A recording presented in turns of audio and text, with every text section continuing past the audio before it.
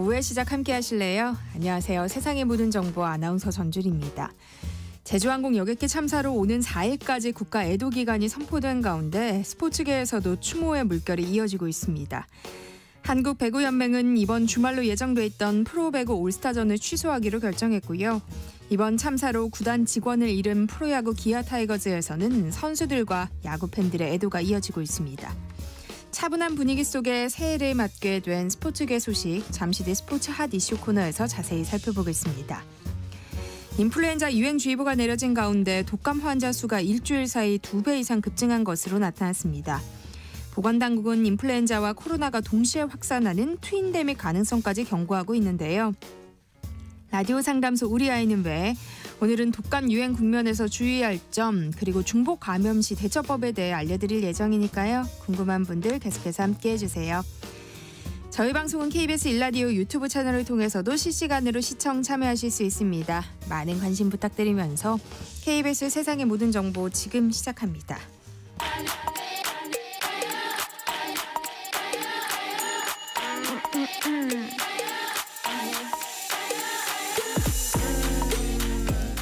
혹시 뉴스 빠뜨리셨나요? 한낮에 전해진 소식들 꼼꼼히 정리해드리겠습니다. 오늘의 뉴스 조현정 시사평론가와 함께합니다. 어서 오세요. 네, 안녕하세요.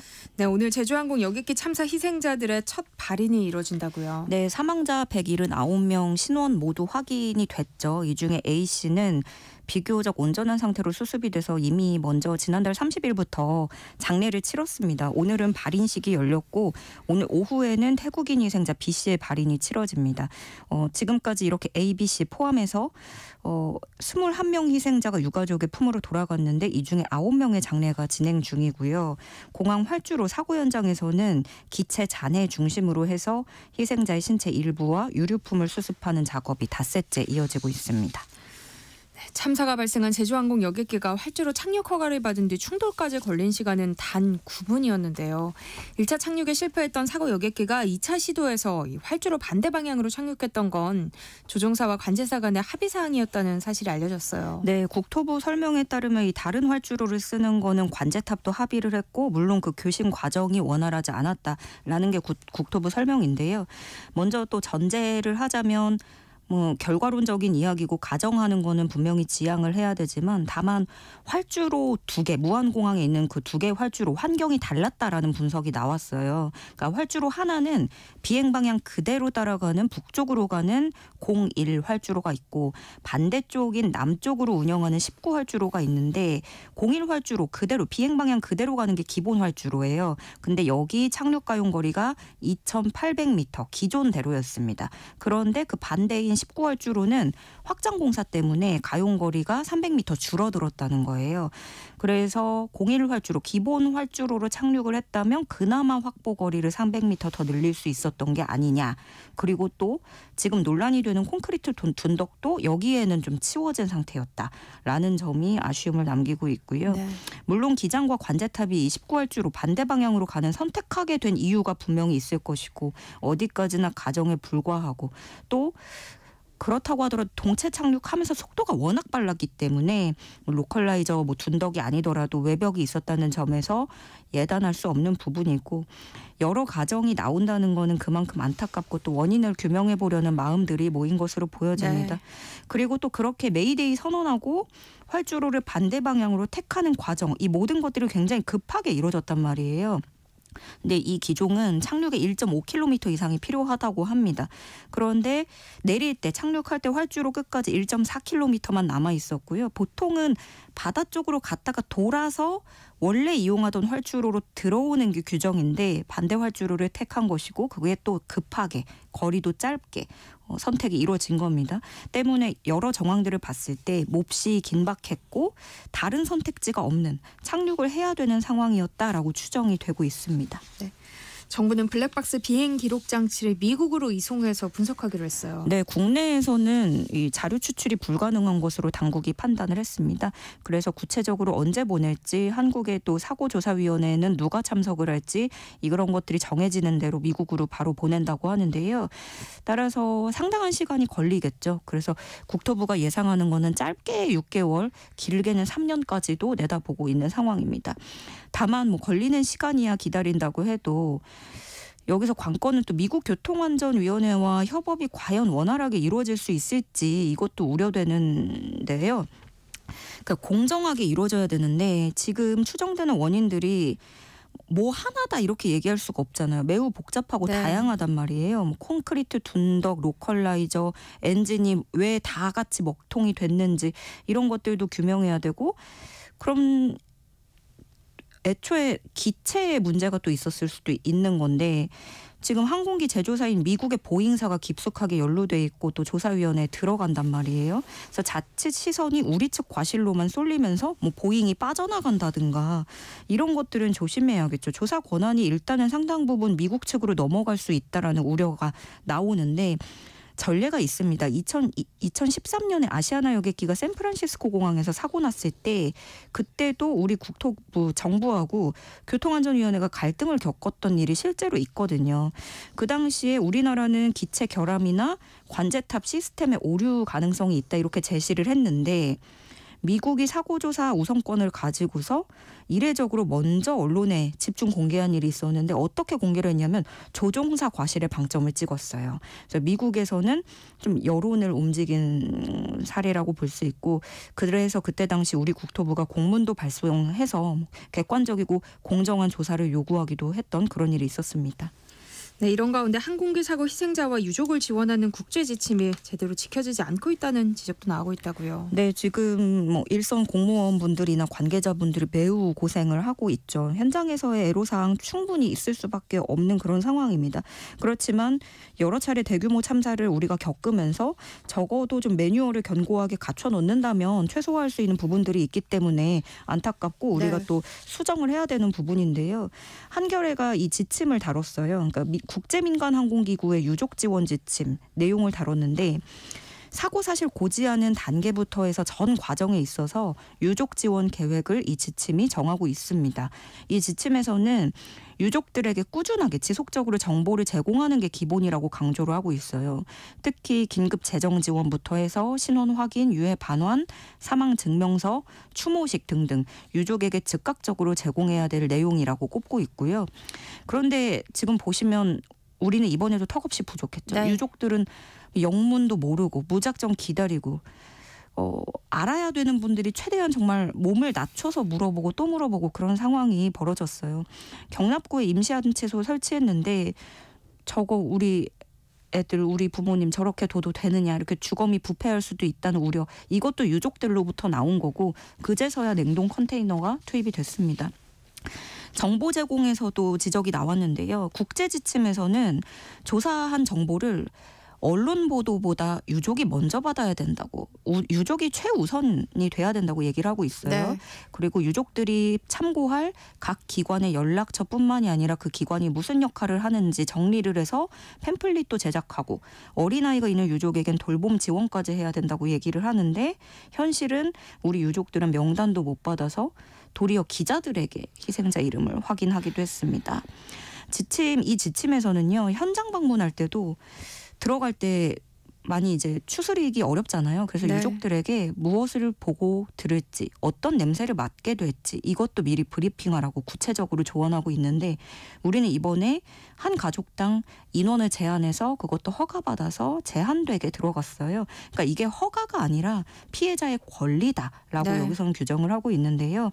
우리나라 케이스를 보면 2023년 말이 돼서야 유족 지원 지침을 만든 게 아닙니다. 연구 용역까지만 발주를 했고 매뉴얼은 아직도 나오지 않은 상태입니다. 다음 소식 살펴보겠습니다. 내란 우두머리 혐의를 받고 있는 윤석열 대통령이 관저 앞에서 집회 중인 지지자들에게 신년 메시지를 낸 것으로 알려졌죠. 네, A4 용지에 프린트한 형태예요. 그래서 이게 사칭한 편지인지 그 현장에서도 사실관계 확인이 필요했던 그런 과정이 있었고 결국에 맞는 것으로 확인이 됐습니다. 편지는 자유민주주의를 사랑하는 애국 시민 여러분 이렇게 시작해요. 그러니까 국민 여러분이라는 워딩이랑은 다른 거죠. 어디까지나 관저 앞에 모인 자신의 지지층들을 한정해서 향한 메시지라고 보여지고 어떤 내용들이 있냐면 이 나라의 자유민주주의 헌정질서를 지키기 위해 이렇게 많이 나와 수고해 주셔서 정말 감사하다. 저는 실시간 생중계 유튜브를 통해 여러분께서 애쓰시는 모습을 보고 있다. 주권 침탈 세력과 반국가 세력의 준동으로 대한민국이 위험하다. 우리 더 힘을 내자라는 내용이 있습니다. 독려하는 거죠. 그래서 그런데 직무정지 이전에도 매사에 윤 대통령에게 좀 국민은 본인의 지지자로 한정되는 그런 모습들이 있었어요. 또 체포영장 청구된 이후에는 절대 나오지 않겠다는 의지를 드러내면서 지지자들을 어떻게 보면 움직이려고 하는 그런 전략인데 집회 사회자는 이 편지 받아들고 대통령이 현장 직접 보고 계신다고 한다라면서 구호를 선창했고 참가자들은 환호하고 맨몸으로 맞겠다면서 결사항전을 예고한 상태입니다. 윤 대통령 변호인단 구성에 참여했던 석동현 변호사는 탄핵 반대 집회 무대에 올라서 여론전을 펼치면 이길 수 있다. 이런 주장을 했어요. 네, 석동현 변호사가 계속 입장을 노출하고 있어요. 그래서 체포영장은 불법이고 무효다라는 주장을 반복하고 있는데 또 석 변호사는 지지자들에게 대통령이 목이 메는 심정으로 인사를 전해달라고 하셨다. 우리에게 더 큰 힘이 필요하다. 바로 여론전이다. 이렇게 노골적으로 이야기를 합니다. 헌법재판소 의견부터 법원 영장 발부까지 사실 모든 법적인 과정을 부정하고 있는 거예요. 그래서 대통령이야말로 법 위에 서려고 하고 있다라는 지적이 나오는데 윤 대통령 측이 입장이 어떠냐면 처음에는 공수처의 수사권이 없다. 다음에는 법원의 관할권이 없다. 라면서 판사 권한까지도 문제를 삼는 그런 상황입니다. 그런데 어떤 수사기관이나 법원에 이런 영장이 나왔을 때 대한민국 국민 중에 이렇게 할 수 있는 사람이 있을까요? 그래서 우리나라 사법체계에서는 법원이 발부하면 일단 집행을 하는 게 원칙입니다. 이런 상황에 대해서 정치권에서는 어떤 평가들이 나오고 있어요? 대통령이라는 자리가 사실 우리나라에서 딱 한 명 있는 거잖아요. 자신의 희생을 내어놓고 국민 통합에 힘을 써야 되는 자리입니다. 야권에서는 그래서 윤 대통령 편지 자체를 두고도 이것 편지도 내란 선동이다라는 비판이 나오고 있고 더불어민주당은 더 위험한 폭주를 막기 위해 조속히 체포해야 된다라고 강조했습니다. 여전히 망상에서 벗어나지 못하고 내란을 획책하고 있는 것이다라고 주장을 했고요. 개혁신당 이준석 의원은 유튜브로 아직도 세상을 보고 있는 게 믿어지지 않는다라고 말했고 그러면서 본인이 조기 대선 못 나가도 되니까 빠르게 하야하라 촉구했어요. 그러니까 왜 조기 대선 못 나가냐면 이 3월 31일 이전에 대선 치러지면 본인의 연령상 대선에 못 나가기 때문에 그러니까 나 못 나가도 되니까 빨리 하야해야 된다 이런 거였고요. 반면에 국민의힘은 입장 없다라는 코멘트 정도를 내놨습니다. 시민사회도 빠른 체포가 필요하다라는 주문이 나왔어요. 참여연대는 체포영장 집행을 막아달라는 건 결국 지지자들에게 특수공무 집행 방해를 저지르라는 의미다. 이 또한 내란에 준하는 행위다라고 지적을 했고요. 매체들 좀 보면 한겨레는 내란 피의자 윤석열의 선동 이렇게 표현을 했습니다. 한국일보는 지지자 뒤에 숨지 말라 경고했고 동아일보는 어이가 없다 표현하면서 숱하게 체포영장을 청구하고 발부받았던 윤 대통령이 모를 리가 없다. 사안의 중대성에 맞게 지켜야 할 선이 있다. 이렇게 지적했습니다. 한낮의 교양 파트너 지금 여러분께서는 세상의 모든 정보와 함께하고 계십니다. 윤석열 대통령에 대한 체포영장이 이르면 오늘 집행될 수 있다는 전망이 나오고 있어요. 네, 영장 유효기간이 오는 6일까지잖아요. 여러 가능성을 대비했을 때 6일 마지막 날에 집행하기는 조금 어려울 것 같고 그런가 하면 수색영장에 이 형사소송법 일부 조항 적용 예외가 적시되는 것에 대해서 대통령 변호인단 측은 반발을 하고 있습니다. 이게 무슨 내용이냐면 110조 군사상 비밀을 요구하는 장소, 111조 공무원의 직무상 비밀에 관한 물건은 승낙 없이 압수수색하지 못한다라는 규정이 형사소송법에 있는데 법원이 이 조항을 근거로 수색을 막을 수 없다라고 영장에 명시한 셈입니다. 그래서 왜 예외를 적용하느냐 이러는 건데요. 지금 체포영장 발부되고 기다리면서 유효기간이 다가오니까 더불어민주당은 당 소속 의원들에게 비상 대기명을 내리기도 했습니다. 아무래도 충돌이 있을 거라고 보고 있는 건데요. 경호처와 공수처 갈등이 격해지면 지지자들이 국회로 난입할 수도 있다 이렇게 보고 충돌에 대비하는 모습입니다. 공수처가 윤석열 대통령을 상대로 조사할 내용에도 관심이 쏠리고 있는데요. 공수처가 윤 대통령을 조사실에 앉힌다고 하더라도 정상적인 문답이 가능할지 의문이 제기되고 있어요. 예, 질문지를 공수처는 이미 다 정리를 했다고 하고 이후 수사를 통해서도 확보한 자료들 또 검찰, 경찰에게서 받은 수사 기록 토대로 해서 계속해서 질문지 보강 중인데 이게 100페이지가 훨씬 넘는다고 전해져요. 내용은 국회와 선관위 장악 내용, 정치인 체포 지시, 또 계엄을 구상한 시기가 언제인지, 그 후에도 2차, 3차 계엄 검토 어떻게 했는지 전방위적으로 파악하겠다는 계획을 세우고 있는데 다만 신병을 확보하고 나서도 난관이 기다리는 게 지금까지 윤 대통령 행보를 봤을 때는 뭐 진술을 거부하거나 전혀 협조가 되지 않을 가능성이 커 보이고요. 시간이 많지 않기 때문에 짧은 시간 안에 강도 높은 조사가 필요한데 공수처로서는 쉽지 않은 과제가 될 것으로 보입니다. 새해를 맞아 KBS가 실시한 여론조사에서 국민 10명 가운데 7명이 비상계엄 선포가 중대범죄로 인식하고 있다는 결과가 나왔어요. 네, KBS가 한국리서치에 의뢰해서 지난해 12월 29일부터 31일까지 사흘간 전국 18세 이상 남녀 1,000명을 대상으로 여론을 물었습니다. 조사 방법은 전화 면접 조사, 응답률 16.3%, 표본 오차 플러스 마이너스 3.1%포인트, 신뢰 수준 95%. 자세한 내용은 중앙선거 여론조사 심의위원회 또는 KBS 홈페이지에서 보실 수 있습니다. 조사 결과 72%가 이번 비상계엄을 위헌적인 중대 범죄다 이렇게 봤고요. 윤 대통령 탄핵해야 된다는 응답도 69%로 나왔습니다. 연령별로 보면 60대에서도 중대범죄라는 응답이 많았어요. 70대 이상에서 조금 좁혀지면서 오차 범위 내로 들어갔고요. 윤 대통령 탄핵소추안 국회 통과에 대해서도 잘된 결정이다라는 응답이 73%가 나왔습니다. 그러면서도 좀 성향별로는 차이가 뚜렷했는데요. 지지 정당별로 봤을 때 민주당 지지자는 98%가 중대범죄다. 국민의힘 지지자는 78%가 권한 행사다. 이렇게 봤고 한편 한덕수 대통령 권한대행의 그 탄핵안 국회 통과에 대해서는 59%가 잘된 결정이라고 답을 했어요. 윤 대통령 탄핵안보다는 10%포인트 이상 낮은 결과가 나왔습니다. 네. 오늘의 뉴스 여기까지 하겠습니다. 조현정 시사평론가와 함께했습니다. 고맙습니다. 네, 고맙습니다. KBS 1라디오 세상의 모든 정보와 함께하고 계신 지금 시각은 12시 37분입니다. 이 시각 교통정보 알아봅니다.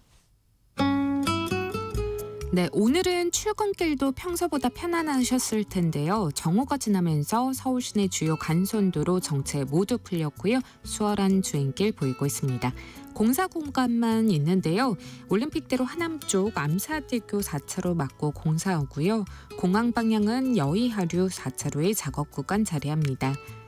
강변북로 구리 쪽은 잠실대교부터 1차로 막고 공사가 한창입니다. 고속도로도 교통량에 따른 어려움은 없습니다. 수도권 제1순환고속도로 중동에서 송내 쪽으로 이동량 많은 편이고요. 경부고속도로 서울 방향 양재에서 반포까지 지체 서행합니다. 서해안고속도로 서울 쪽 일직분기점에서 금천까지 밀려 지나고요. 주의하실 구간이 있습니다. 익산 장수고속도로 장수 방향 곰티터널 가기 전 3차로에 고장난 차가 서 있습니다. 중앙고속도로 부산 방향은 안동분기점 부근 2차로에 화물차가 고장으로 정차해 있는데요. 차로 변경 필요하겠습니다. KBS 교통정보센터 서휘영입니다. 세상의 모든 정보는 청취자분들의 관심과 참여를 기다립니다. 방송 들으시면서 궁금한 점이 있거나 의견 공유하고 싶은 분들 계시면 문자 보내주세요. 추첨을 통해 모바일 쿠폰 보내드리겠습니다. 참여하실 번호는 샵 9730이고요. 짧은 문자 50원, 긴 문자 100원의 이용료가 부과됩니다. 콩 게시판을 통해서는 무료로 참여하실 수 있고요. KBS 1라디오 유튜브 채널을 통해서도 실시간으로 시청 참여하실 수 있습니다. 꼭 알아야 할 정보를 알기 쉽게 전달해드리는 세상의 모든 지식. 목요일엔 한 주간에 있었던 스포츠 소식 살펴보는 스포츠 핫 이슈 시간이죠. 정현호 KBS 스포츠국 PD와 함께합니다. 어서 오세요. 네, 안녕하십니까. 연말 연초면은 스포츠계에서도 여러 행사가 진행이 되는데 이번 제주항공 참사로 인해서 행사가 많이 취소되거나 축소됐겠어요. 그렇습니다. 이제 연말을 맞아서 이제 기존에 있었던 뭐 축구나 야구 같은 소위 말하는 정규 시즌에 있었던 스포츠들 같은 경우는 이제 비수기이기 때문에 별다른 이벤트가 없는 편이지만 겨울 스포츠라고 할 수 있는 농구나 배구 같은 경우는 연말 연시를 맞아서 여러 가지 이벤트를 준비하는 경우가 많거든요. 네. 단적으로 이 프로농구 같은 경우는 이 현대모비스와 가스공사의 경기가 농구영신 경기로 치러졌습니다. 농구영신 이벤트 같은 경우에는 몇 년 전부터 이제 KBL에서 이 새해를 맞이하기 위해서 일부러 이 KBL 경기 중 한 경기를 지정해서 저녁 밤 10시, 11시에 이제 경기를 치르게 되는 경기가 되겠습니다. 이렇게 하면서 새해를 농구장에서 맞는 이벤트 경기가 되겠는데 항상 이 농구영신 매치가 굉장히 좀 성공적인 이벤트로 평가를 많이 받고 있었고 흥행을 좀 많이 이끄는 주역이었었는데 올해 같은 경우는 국가 애도 기간임을 감안해서 네. 응원단에서의 어떤 응원 유도도 없었고 경기장에서도 응원가 대신에 관중들의 목소리로만 채워지게 됐습니다. 경기 전에도 물론 이제 검은색 리본을 단 선수들이 묵념을 하고 경기에 들어갔었고요. 현대모비스가 가스공사를 누르고 2년 연속 농구영신 경기에서 승리를 거두게 됐습니다. 또한 이제 프로배구 같은 경우도 또 하나의 큰 이벤트라고 할 수 있는 올스타전이 있잖아요. 그런데 이번에 KBL V리그 같은 경우는 올스타전을 연기해서 치르는 방안도 검토를 하긴 했습니다. 하지만 경기 일정 조정이라든가 경기장 대관의 문제 등 여러 가지 좀 측면들이 있었기 때문에 올해는 올스타전을 치르지 않기로 V리그 측에서는 합의를 했습니다. 네. 이 부분에 대해서 어떻게 보면 이 국가 애도 기간에 경기를 진행하는 것이 좀 힘든 상황이다라고 판단을 했고 기본적으로 이 좀 차분하게 진행하는 건 어떤가라는 이제 일각의 의견도 있었습니다만 올스타전의 그 근본적인 의미가 팬들과 함께 웃고 즐기는 것이 좀 가장 큰 의미잖아요. 그래서 그런 의미가 좀 맞지 않다라고 판단을 해서 올스타전 이벤트를 취소하게 됐고 이 부분에 대해서도 V리그 선수들도 좀 비슷한 의견을 피력을 했기 때문에 아무래도 좀 큰 참사인 만큼 스포츠계에서도 이 부분에 대해서 같은 목소리를 내는 분위기가 이어지고 있습니다. 이번 참사 희생자 가운데 기아 타이거즈 홍보팀 직원도 포함되어 있어서 안타까움을 더했어요. 네, 맞습니다. 이 기아 타이거즈 홍보팀 소속의 이 팀장 그리고 네. 이 아내분 그리고 사실은 이 부분이 정말 마음이 아팠었는데 최연소 희생자인 이 3살배기 아들 이렇게까지 네. 포함이 된 것으로 좀 알려졌었거든요. 그러면서 이제 최준영 기아 타이거즈 대표이사 그리고 심지학 단장 이범호 감독 그리고 다른 많은 선수들이 분향소를 찾아서 희생자들을 또 애도하기도 했습니다. 사실은 그리고 이후에도 선수들이 다양한 SNS 서비스를 통해서 동료이자 믿고 의지할 수 있었던 형에 대한 추모의 마음을 또 전달하기도 했었거든요. 우리 기아 타이거즈 구단에서도 공식 SNS에 추모의 마음을 담기도 했었고요. 개인적으로도 저희 사무실 내에서도 홍보팀과 굉장히 일을 많이 하다 보니까 이 돌아가신 분의 카카오톡 프로필이 아직도 남아있는 경우가 있거든요. 메시지를 보면서 좀 아직까지도 좀 마음이 안타깝다라는 이야기를 하시는 분들도 많았습니다. 국내는 물론이고 해외 스포츠계에서도 애도의 메시지가 나왔죠. 그렇습니다. 이 사실은 참사가 있기 전에 가장 이 스포츠 팬들의 주목을 많이 받았던 것이 이 황희찬 선수와 이 손흥민 선수의 소위 말하는 코리안 더비가 예정되어 있었거든요. 토트넘과 울버햄튼의 경기가 30일 우리나라 시간으로 이제 치러졌습니다. 그런데 이 경기에서 황희찬 선수가 전반 7분 만에 선제골을 터뜨렸어요. 그러면서 일단은 세레머니를 했습니다만 이후에 손가락으로 하늘을 가리키더니 묵념을 하는 모습을 보여줬어요. 그런데 한 가지 좀 특이했던 점은 보통 이 세레머니를 하게 되면 이제 방송사 카메라에서 세레머니하는 장면들을 잡잖아요. 네. 그러면서 보통의 우리가 생각으로는 이 득점을 한 직후에 어떤 묵념의 세레머니를 하지 않겠는가라고 생각을 했는데 황희찬 선수는 기본적인 세레머니가 다 끝난 이후에 손가락으로 하늘을 가리키면서 묵념하는 제스처를 취했단 말이죠. 이 부분에 대해서 이제 경기 이후에 인터뷰에서는 어떻게 보면 이런 부분들이 묵념을 하는 제스처가 방송 등을 통해서 너무 부각되는 것이 오히려 부담스러울 수 있겠다라고 생각을 했다 그래요. 그래서 일부러 세레머니가 다 끝난 다음에 포커스가 자신에게 맞춰져 있었지 않았던 그 시간에 따로 이제 묵념의 마음을 전했다 이런 이야기를 또 했었고 경기 뒤에 본인의 또 SNS를 통해서 사고를 당하신 분들의 명복을 빌며 애도를 표한다 이런 이야기를 또 남기기도 했고요. 이어서 또 이제 김민재 선수의 소속팀인 바이에른 뮌헨도 구단 SNS를 통해서 바이에른 뮌헨 구단도 이번 사고에 대해서 비통한 마음을 전한다 이런 메시지를 또 전달하기도 했습니다. 지난 2024년 참 다사다난했는데요. 스포츠계에도 많은 소식이 있었어요. 일단 파리올림픽에서 정말 좋은 성적을 거둔 한 해였죠. 그렇죠. 이 2024 파리올림픽을 앞두고 대한체육회는 그렇게 많은 좋은 성적을 거두지 못할 것 같다라는 전망이 좀 있었습니다. 네. 금메달 예측 개수도 5개 정도로 좀 약간 보수적으로 잡은 측면이 있었거든요. 네.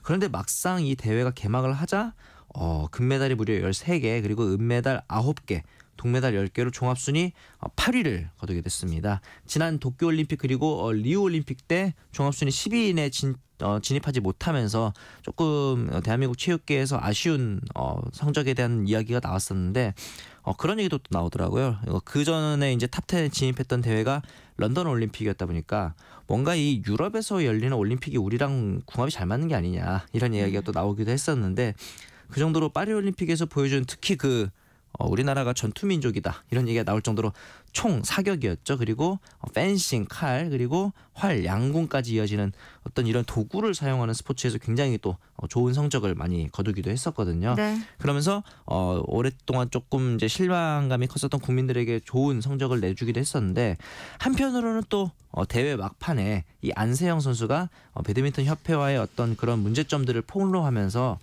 물론 좋은 성적을 거둔 것은 유의미한 결과임이 맞습니다만 여전히 대한민국 스포츠계에 뿌리 깊은 병폐가 여전히 남아있다라는 것을 어떻게 보면 실감할 수도 있었던 네. 어떻게 보면 이제 지금까지 걸어왔던 대한민국 스포츠가 걸어온 명과 암을 단적으로 보여준 대회가 아니었나 그런 생각이 또 들기도 했습니다. 이 이야기는 잠시 후에 또 이어가고요. 프로 스포츠는 역대급 흥행 열풍에 불기도 했어요. 맞습니다. 대표적으로 이 KBO 리그를 꼽을 수가 있을 텐데요. KBO 리그는 일단 개막전 5경기 매진으로 시작을 해서 총 전구장 매진이 계속 이어지기도 했고 6월 23일에는 더블헤더를 포함한 8경기에서 14만 2,660명이 입장을 했습니다. 더블헤더였음을 감안하더라도 역대 1일 최다 관중 기록을 또 세우기도 네. 했고요. 이 기세를 이어서 8월 18일에는 847만 5,664명으로 KBO 리그 역대 최다 관중 기록을 새로 썼습니다. 이미 최다 관중 기록을 썼지만 이후에 추석 연휴인 9월 15일에 결국 1,000만 관중을 돌파할 정도로 이제는 국민 스포츠가 됐다라고 좀 자신 있게 얘기할 수 있을 것 같기도 하고 프로축구 K리그도 역대 최고의 흥행 수익을 또 내기도 했습니다. 입장 수입으로만 2024 시즌에 역대 최고인 425억 원을 찍었거든요. 2024 시즌 K리그 1의 입장 수입이 342억 원 그리고 K리그 2가 83억 원의 수입을 또 기록을 했습니다. 한 가지 아이러니한 거는 이 K리그 2 같은 경우는 대표적인 인기 구단이라고 할 수 있는 수원 삼성이 현재 강등을 당해서 K리그 2에 소속이 되어 있잖아요. 네. 그렇다 보니까 이 K리그 2에서 수원 삼성이 벌어들인 입장 수익이 31억으로 전체의 38%에 달합니다.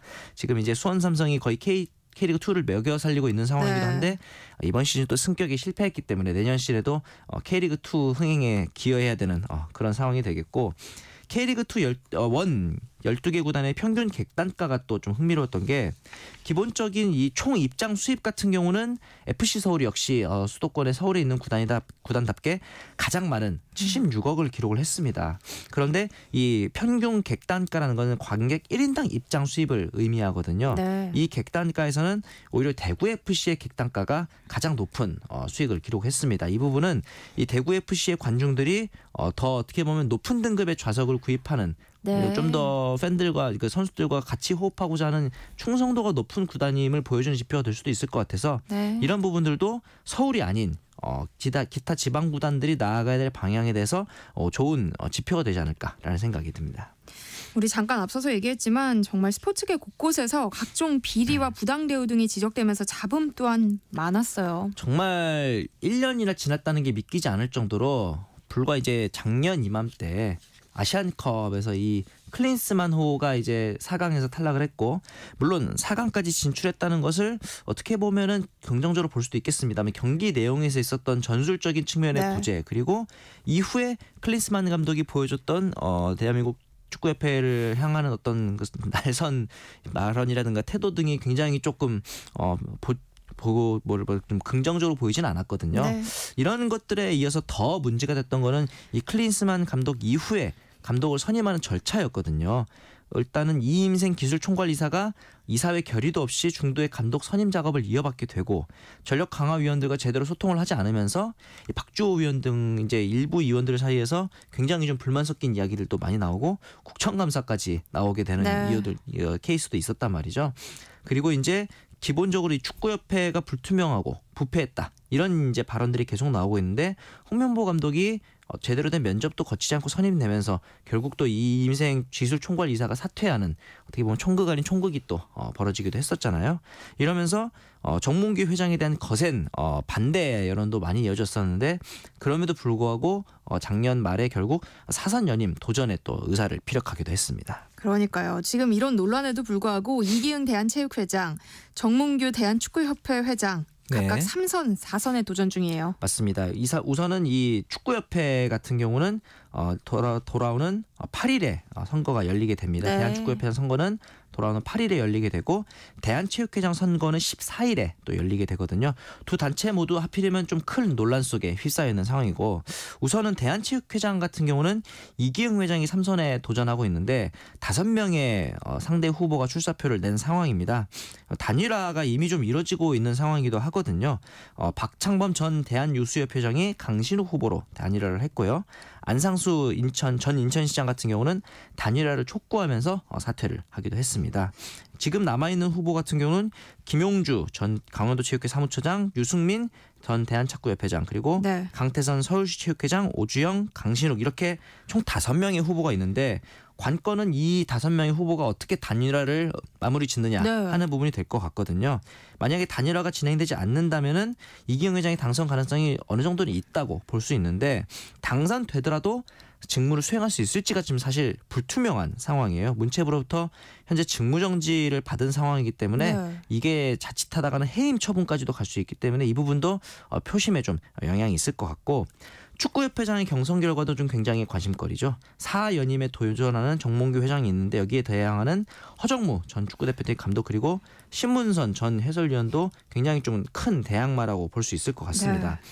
또 여기에 더해서 허정무 전 대표팀 감독이 회장 선거 금지 가처분 신청을 내기도 했어요. 지금 오프라인 직접 투표로만 이루어지기 때문에 프로축구의 어떤 지도자나 선수들이 선거에서 배제된다는 점 그리고 선거인단 자체가 규정된 194명보다 적은 173명으로 구성되어 있다는 점 이렇기 때문에 선거 관리가 좀 불합리할 수 있다라는 점이 들었기 때문에 축구협회장 선거도 앞으로 좀 어떻게 될지 지켜봐야 할 것 같습니다.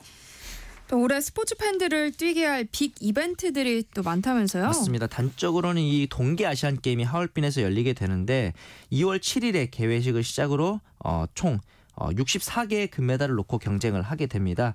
지난 삿포로 대회에서는 2위에 올랐었는데 이번에도 한중일 3개국의 싸움이 되지 않을까라는 생각이 또 들기도 하고 동계아시안 게임에서는 역시 가장 큰 효자 종목인 쇼트트랙에 대한 관심이 많으실 텐데 네. 남자부에서는 이 박지원 선수가 우리나라 대표팀 에이스로 활약할 가능성이 높고 여자부에서는 이 김길리 선수와 최민정 선수가 두 선수 모두 최근에 흐름이 좋습니다. 그렇기 때문에 이 두 선수가 쌍두마차 역할을 하지 않을까라는 생각이 또 들기도 합니다. 월드컵 예선전은 언제부터 재개되나요? 월드컵 예선은 이제 남아있는 경기가 홈에서 2경기가 있고요. 3월에 홈에서 2경기가 있습니다. 오만과 20일 그리고 요르단과 3월 25일이 있는데 이 2경기를 모두 승리로 마무리하게 되면 우리나라는 북중미 월드컵 본선행을 확정짓게 됩니다. 근데 설령 이 2경기에서 확정짓지 못하더라도 이라크 그리고 쿠웨이트와의 경기가 6월 달에 남아있기 때문에 저희 입장에서는 좀 빠른 시일 내에 확정하는 게 더 좋아 보이긴 합니다. 그리고 지금 정규리그 진행 중인 프로농구, 프로배구 역시 흥미진진한 경기들이 이어지고 있죠. 네, 제일 흥미로운 구단은 역시 창원 LG가 될 것 같은데 창원 LG 같은 경우 이번 시즌 앞두고 선수단 대개편에 나섰는데 초반 출발부터 무려 8연패를 기록을 했었습니다. 그러면서 최하위까지 떨어졌었다가 네. 반전이 또 시작됐습니다. 두경민 선수와 전성현 선수의 부진으로 인해서 좀 6위상 양준석 선수를 투입했는데 8연패 이후에 8연승을 달렸어요. 굉장히 좀 날뛰었는데 비록 서울 SK에게 패배하면서 연승은 끝났지만 창원 LG가 이 KBL에서는 최대의 관심사가 될 것 같고 프로배구에서는 이 GS 칼텍스의 좀 분위기가 좋지 않습니다. 1승 이후에 지금 이제 14연패에 빠지는 네. 어떻게 보면 좋지 않은 성적이 좀 이어지고 있는데 어떻게 보면 여기도 마찬가지로 리빌딩 시즌에 들어간 상황인데 리빌딩에 들어가면서 이 실바 선수 에이스인 실바 선수까지 부상을 당하면서 지금까지 이 실바 선수의 부상 이후로는 8경기에서 전패예요. 이런 부분에 대해서는 이제 분위기 반전이 필요한 상황에서 최근에는 베트남의 이 미들 블로커인 뚜이 선수를 또 이제 영입을 했습니다. 이 뚜이 선수가 GS 칼텍스의 어떤 반전 카드가 될 수 있을지 지켜봐야 할 것 같습니다. 스포츠 핫 이슈 정현우 KBS 스포츠국 PD와 함께했습니다. 고맙습니다. 네, 감사합니다.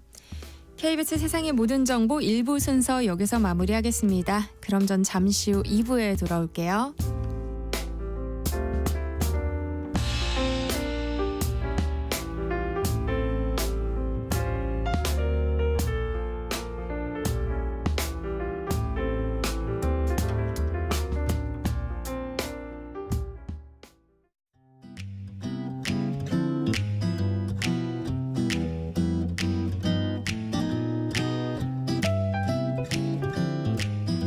안녕하세요.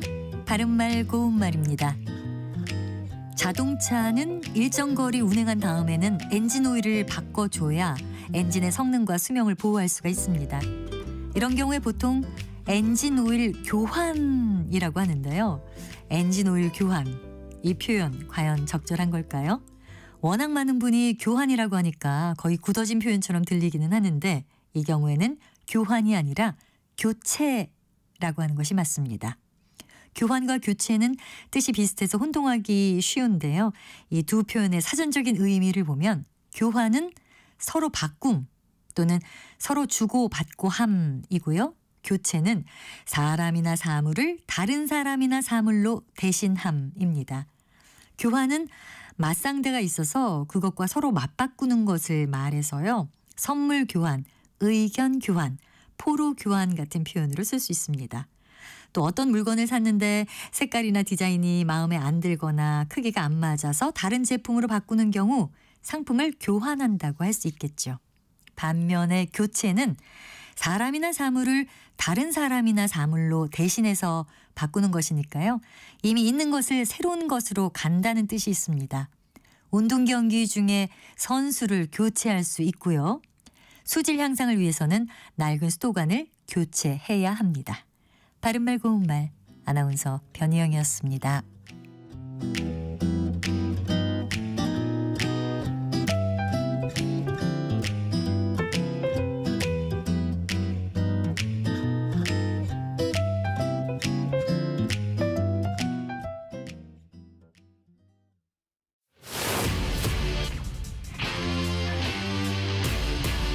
토론에 정답은 없습니다. 토론이 세상을 바꿀 수도 없습니다. 하지만 질문은 새로운 세상을 만들 수 있습니다. 질문으로 올바른 세상을 만드는 첫걸음. 평일 저녁 7시 20분 KBS 열린 토론.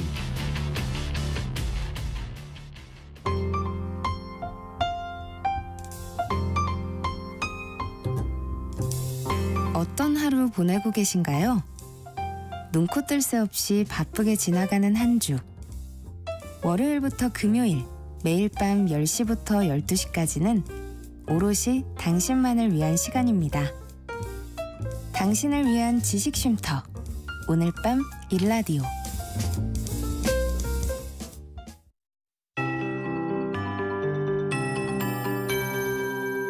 KBS 58분 날씨.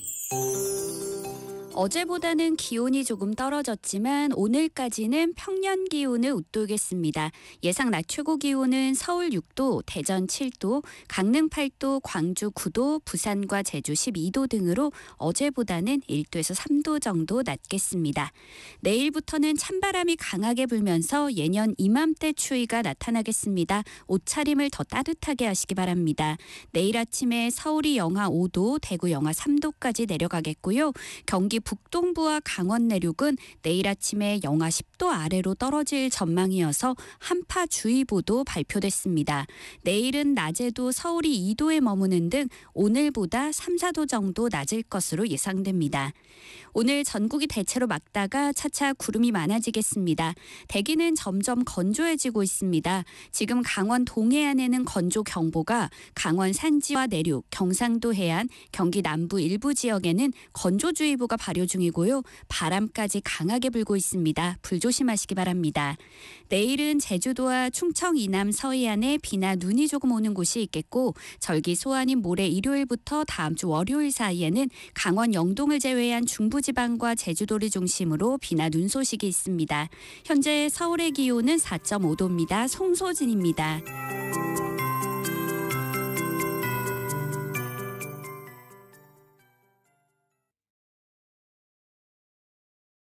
정성을 다하는 국민의 방송 KBS가 한시를 알려드립니다.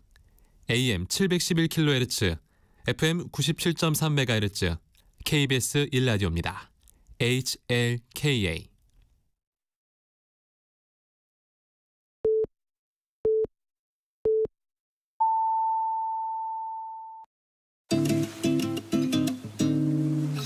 나른한 오후를 책임질 영양만점 지식 비타민. 세상의 모든 정보.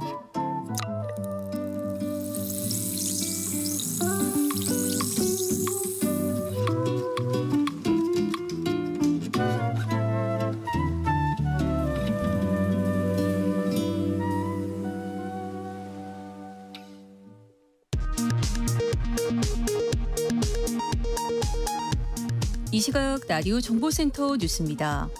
내란 우두머리 혐의를 받는 윤석열 대통령 체포영장 집행이 이르면 오늘 이뤄질 것이라는 전망 속에 서울 한남동 대통령 관저 인근에 탄핵 찬반 시민들이 모여들면서 긴장이 높아지고 있습니다. 공수처는 윤석열 대통령 체포영장 집행 시기와 방식을 경찰 국가수사본부와 협의 중이며 영장 집행 때 공지하는 방안을 검토 중이라고 밝혔습니다. 윤 대통령 측은 영장 집행 과정에 경찰 기동대 동원은 위법이라고 주장했습니다. 윤석열 대통령이 지지자들에게 끝까지 싸우겠다는 편지를 보낸 데 대해 더불어민주당은 내란 사태에 반성하지 않고 내전을 선동하고 있다고 비판했습니다. 조국혁신당은 내란 옹호 세력의 총궐기를 종용한 것이라고 비판했고 국민의힘에선 진영 간 충돌까지 우려하는 상황은 자제되는 게 맞다는 목소리가 나왔습니다. 새로 임명된 정계선, 조한창 헌법재판관이 공식 업무에 들어갔습니다. 헌법재판소가 2달여 만에 재판관 8인 체제가 되면서 윤석열 대통령 탄핵 심판의 심리도 속도가 붙을 전망입니다. 지금까지 라디오 정보센터 뉴스 정한나였습니다.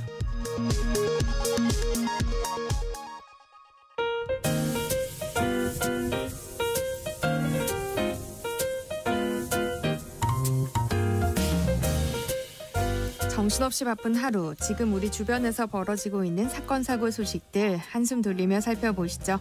하프타임 뉴스 임선우 뉴스캐스터와 함께합니다. 어서 오세요. 안녕하세요.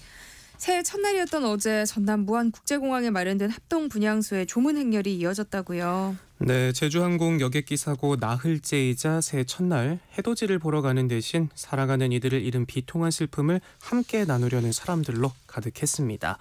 분향소에는 이른 아침부터 희생자들을 추모하려는 발길이 공항청 사박 100m 넘게 줄을 잇기도 했고요. 국화꽃을 손에 든 추모객들은 하나둘 영정 앞으로 나아가 깊이 고개를 숙이면서 희생자들의 명복을 빌었고 어린아이부터 노인까지 각계각층의 사람들이 모였습니다. 많은 사람들이 희생자들의 영정과 위패를 바라보다 말을 잇지 못했고 아직 너무 젊은데 라며 흐느껴 울기도 했고요. 오후에는 더 긴 추모 행렬이 이어지기도 했습니다. 지자체는 안전사고 등을 우려해 희생자의 영정과 위패를 모신 공항청사회 다른 분향소에서 조문해달라 당부했지만 무안공항 주변을 애워쌀 정도로 추모객들이 많이 몰렸는데요. 가족여행 중 사고로 세상을 떠난 이들이 많아 가족들의 위패가 한자리에 모인 곳에는 한동안 추모객들의 발길이 멈춰섰습니다. 유족들의 아픔은 더욱 깊었는데요. 희생자 가족들은 전날에 이어서 분향소를 찾아 살아가는 이의 영정을 보며 눈물바다를 잃었고요. 네. 한 유족은 우리 딸이 새해 떡국도 못 먹고 갔다라며 흐느꼈고 가족의 부축을 받으며 겨우 발길을 돌리기도 했습니다. 제주항공 여객기 사고 이후 각 지자체는 공공기관과 광장 등의 희생자 넋을 기리는 분향소를 설치했는데요. 현재까지 전국 분향소 수는 무안국제공항을 포함해서 80여 곳에 이르는데 바쁘시더라도 한 번씩 들러 희생자들에게는 애도를, 유족들에게는 위로의 한마디씩 건네보면 어떨까 싶습니다. 또 유가족을 지원하기 위해 전국 곳곳에서 달려온 자원봉사자들도 많았다고요. 네, 같은 날 제주항공 참사가 벌어진 무안공항에는 전국 곳곳에서 자원봉사자가 몰렸는데요. 새해 첫날 하루 동안 1,500여 명이 이곳을 찾아 유족을 위로했습니다. 전남 지역의 자원봉사단체는 이날 떡국 3,500인분을 끓여 한기 가득한 마음을 조금이나마 따뜻하게 데워줬고요. 몸과 마음이 지친 유족들에게 뜨거운 곰탕이 최고라며 260km 떨어진 대구에서부터 곰탕 3,000그릇을 차에 싣고 오신 분도 계셨습니다. 네.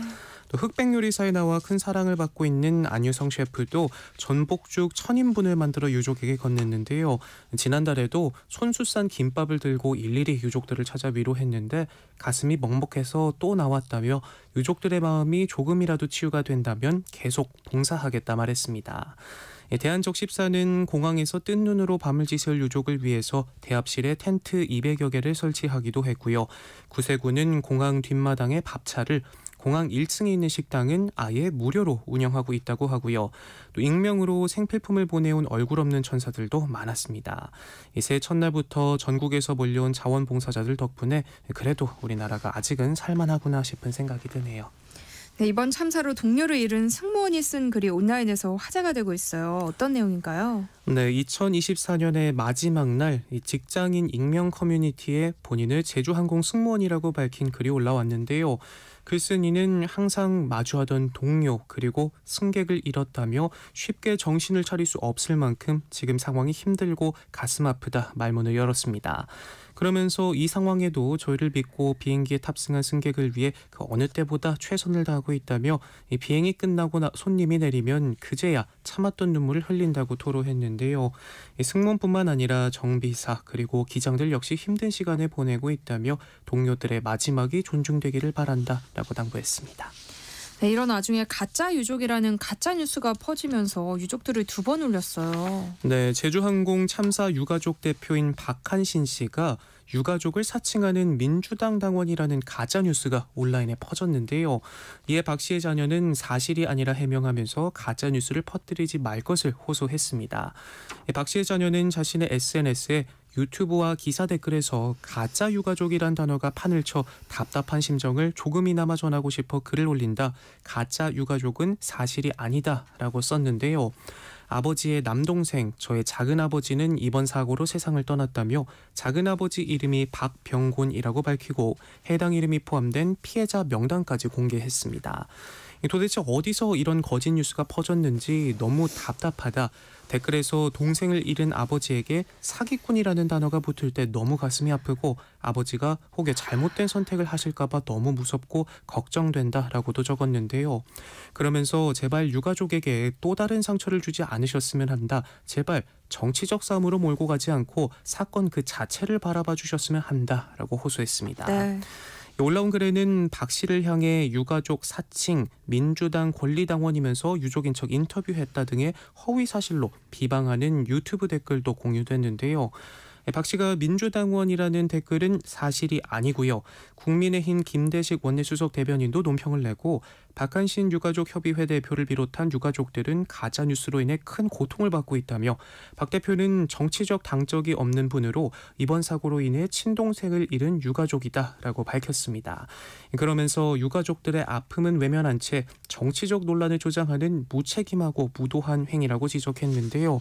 경찰과 변호사회는 참사 희생자 유족을 둘러싼 가짜뉴스 유포 또 명예훼손에 대한 법적 대응을 하겠다는 입장입니다. 지난해 마지막 날 목동 깨비시장에서 70대 운전자가 몰던 차가 그대로 돌진해서 13명의 사상자를 냈다는 소식 전해드린 바가 있는데요. 이 운전자가 과거 치매 진단을 받았던 것으로 조사됐어요. 네, 경찰 조사에서 2년 전 치매 진단을 받고 약을 복용한 적이 있다 진술했는데요. 경찰은 현재도 치매 증상이 있는지 약을 복용하고 있는지 등을 추가로 확인하고 있고요. 이번 사고에 치매가 영향을 미쳤는지는 더 조사해봐야 한다고 밝혔습니다. 이번 사고는 2024년 마지막 날 목동 깨비시장에서 일어났는데요. 1명이 숨지고 12명이 다쳤습니다. 경찰은 13명의 사상자를 낸 74세 운전자를 교통사고 처리 특례법 위반 혐의로 입건했고요. 현장에서 시행한 음주 마약 검사에서는 음성 반응이 나왔다고 하는데 사고를 낸 운전자는 경찰 조사에서 차를 오랫동안 주차장에 세워놔 방전이 걱정돼 오랜만에 끌고 나왔다며 앞서가던 버스를 피해 가속하다가 시장 가판대 앞에서 브레이크를 밟았는데 그다음부터는 기억이 잘 안 난다라는 취지로 진술했고 급발진 주장은 하지 않았다고 합니다. 경찰은 주변 CCTV 영상 등을 분석해 차량의 후미 브레이크 등이 정상 작동한 것으로 파악했고 자세한 사고 경위를 조사할 계획입니다. 네, 이 사고로 깨비시장 상인들은 10년지기 동료를 떠나보내야 했다고요. 네, 숨진 40대 남성 피해자가 근무하던 과일가게 주인은 월급날 이렇게 허무하게 떠날 줄은 몰랐다며 눈물을 훔쳤는데요. 월급을 주려다 손님이 몰려 조금 이따 줘야겠다 하고 있었는데 그것도 못 전해주고 라면서 말끝을 흐렸습니다. 이 피해자는 약 10년 전부터 깨비시장 과일가게에서 공휴일도 없이 일주일에 딱 한 번 수요일마다 쉬었다고 하는데 올해는 새해 첫날이 수요일이라 몇 년 만에 1월 1일에 푹 쉬어본다며 좋아했다고 합니다. 이 상인들은 시장에서 가장 성실하던 사람이다. 손님 하나라도 더 잡으려고 시장이 다 울릴 정도로 열심히 과일 사라라고 외쳤습니다. 외쳤는데 그 목소리가 아직도 생생하다 말하고요. 시장을 찾은 단골 손님들도 매일 보던 사람이 이젠 없다며 눈시울을 붉혔습니다. 강서구의 한 대학병원에 차려진 빈소에는 갑작스러운 사고에 제대로 된 영정사진도 없었고요. 가족들은 급히 메신저 프로필로 사용하던 사진을 캡처해서 영정사진으로 사용했다고 하네요.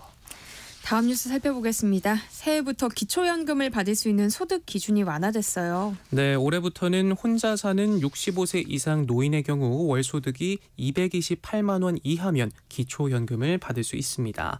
보건복지부는 2025년 기초연금 선정 기준액을 단독 가구 기준 월 228만 원, 부부 가구는 월 364만 8천 원으로 결정했다고 밝혔는데요. 올해 선정 기준액은 지난해보다 단독 가구 기준으로 15만 원 올랐는데 노인의 근로소득이 지난해보다 11% 넘게 올랐고 공적연금 소득이 12% 넘게 상승한 영향으로 풀이됩니다. 선정 기준액은 65살 이상 노인 가운데 기초연금 수급자가 70%가 되도록 소득과 재산 수준 그리고 생활 실태와 물가상승률 등을 고려해 정해주고요. 근로소득과 연금소득 등 소득과 재산, 부채 등을 환산한 소득 인정액이 선정 기준액 이하면 기초연금을 받을 수 있습니다. 이에 따라 올해 기초연금 수급자는 약 736만 명, 관련 예산은 29조 1천억 원으로 증가할 것으로 보입니다. 해외 소식도 살펴볼까요? 미국 뉴올리언스에선 새해 첫날 트럭이 인파를 향해 돌진하는 사고가 있었는데 많은 희생자가 발생했어요. 네, 미국 루이지애나주 뉴올리언스의 중심가에서 새해 첫날 새벽 3시쯤 트럭 한 대가 새해 맞이 인파를 향해 돌진하면서 10명이 숨지고 35명이 다쳤습니다. 용의자는 경찰과 총격전까지 벌이다 숨졌고 경찰관 2명도 총에 맞아 부상을 입었는데요. 사건이 발생한 버번 스트리트는 뉴올리언스 관광 명소인 프렌치 쿼터의 대표적 거리로 수많은 클럽과 공연장이 몰려 있어 매년 대규모 새해맞이 파티가 열리는 곳이라고 합니다. 특히 올해는 근처에서 대학 미식축구 경기도 있어 평소보다 더 많은 인파가 몰려 300명이 넘는 경찰이 배치됐지만 사건을 막지 못했는데요. 미 연방수사국 FBI는 인파로 돌진한 트럭 운전자가 텍사스 출신 미국 시민권자인 샴수두딘 자바르라고 밝혔는데 퇴역한 미군으로 군에서는 10년간 인사와 정보기술 전문가로 일했다는 언론 보도도 나왔습니다. 운전한 트럭 안에서는 사제 폭발물과 함께 테러 단체로 알려진 이슬람 국가 IS의 깃발도 발견됐고요. 미 수사당국은 이번 사건을 테러로 규정하고 공범이 있는지 등 수사를 확대하고 있습니다. 네, 미국뿐만 아니라 독일에서도 신년 행사 도중에 사망 사고가 있었어요. 네, 독일 전역에서 새해맞이 불꽃놀이 사고로 최소 5명이 사망하고 수십 명이 부상을 당했는데요. 직접 만든 폭죽이 일찍 터지면서 24세 남성 1명이 사망하는가 하면 45세 남성이 폭죽 폭탄으로 묘사된 폭죽을 다루다 목숨을 잃기도 했고요. 50세 남성은 손에서 폭죽이 터져 사망했고 함부르크에선 수제 폭죽으로 20세 청년이 숨지기도 했습니다. 뮌헨에선 폭죽놀이로 2세, 11세, 14세 어린이 3명이 크게 다치기도 했는데 14세 소녀는 손의 일부가 절단되기까지 했다고 합니다. 베를린 소방당국에 따르면 이번 새해 전야엔 1,900건에 달하는 불꽃놀이 사고가 접수됐다고 하고요. 또 베를린에선 폭동까지 일어나 400명 이상이 체포되기도 했습니다. 다음 뉴스 살펴볼게요. 최근 수온이 오르면서 연어가 고향으로 돌아오는 길에 잃은 것 아니냐는 분석이 나오고 있어요. 네, 울산 태화강으로 돌아오는 연어가 크게 줄면서 이 태화강 생태복원의 상징으로 여겨진 연어가 기후변화의 경고장을 보내는 모양새인데요. 지난 10월 11일부터 12월 6일까지 태화강 상류에서 잡힌 연어는 37마리에 그쳤다고 합니다. 태화강 생태관은 해마다 알을 낳기 위해 돌아오는 연어를 잡아 알을 채취하고 어린 연어를 부화시켜 이듬해 바다로 보내는데요. 일반적으로 연어가 돌아오는 시기는 10월 중순부터 11월 중순까지로 집중돼 왔는데 하지만 이번엔 11월 1일에서야 처음 발견됐다고 하고요. 11월 들어서는 완전 빈손이었다고 합니다. 2년 전에도 태화강으로 돌아온 연어는 45마리뿐이었는데 2해 연속 2자릿수에 그친 데다 그마저도 더 줄어들고 있다고 하네요. 15년 전만 해도 태화강으로 돌아오는 연어는 600마리를 넘겼었고 매년 3자릿수를 채웠는데 2015년 이후 줄곧 내림세를 타더니 급기야 2자릿수까지 쪼그라든 겁니다. 여러 요인들이 있지만 가장 큰 이유로는 기후변화에 따른 수온 상승이 꼽히고 있는데요. 네. 지난 여름 폭염으로 울산 앞바다에 고수온특보가 한 달 넘게 이어졌고 강물도 달아올라 연어가 집으로 돌아오는 길을 잃어버렸다 하네요. 네, 요즘 MZ세대를 중심으로 달리기에 이어서 걷기 열풍이 번지고 있다는데 그냥 걷는 게 아니라면서요. 네, 원래 대부분 취미가 장비빨이라고 하잖아요. 이 달리기도 신발부터 운동복까지 갖추고 시작하는데 또 비용이 만만치 않게 들어요. 하지만 이 걷기 취미는 장비랄 것도 없고 시간과 장소에 구애도 덜 받기 때문에 호주머니가 가벼운 젊은 층에게 보다 쉽게 다가가고 있고요. 또 산책 자체를 게임으로 만든 이 증강현실 모바일 게임도 등장해 인기를 끌고 있습니다. 피크민 블룸이라는 게임인데 MZ세대 사이에서 힐링 게임으로 입소문을 타면서 걷기 열풍에 불을 붙였는데요. 플레이어가 걸어다닌 경로를 따라 꽃을 심고 캐릭터를 수집하면서 친구들과 소통할 수 있고요. 스마트폰만 들고 산책하면 되기 때문에 누구나 쉽게 접근할 수 있다고 하네요.